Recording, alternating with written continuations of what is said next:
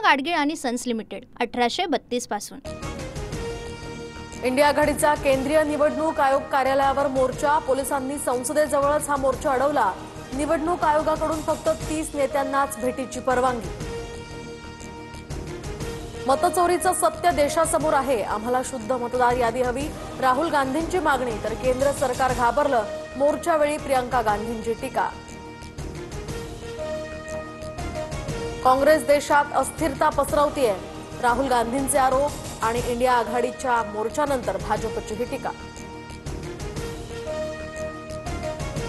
कर्नाटक, बिहार आणि महाराष्ट्र निवडणूक आयोगाची राहुल गांधींना नोटीस, मतचोरीच्या आरोपांसंदर्भात 10 दिवसात शपथपत्र देण्याचेही निर्देश। माझ्या मतदारसंघातील सुद्धा डेटा मागवणार, निवडणूक प्रक्रिया पारदर्शक हवी, लोकशाही वाचवण्यासाठी लढणार, सुप्रिया सुळेंची माहिती। देवेंद्र फडणवीस चोरांचे सरदार, फडणवीसांची कीव येते, पाचवी बहुमत असून सुद्धा भ्रष्टाचारी मंत्र्यांवर कारवाई करता येत नाही, उद्धव ठाकरेंचा हल्लाबोल। खंडणीखोरांचा सरदार कोण, जनता जाणते, कोण चीफ मिनिस्टर आणि कोण थीफ मिनिस्टर हे विधानसभा निवडणुकीत जनतेनं दाखवलं, बावनकुळेंची उद्धव ठाकरेंवर टीका।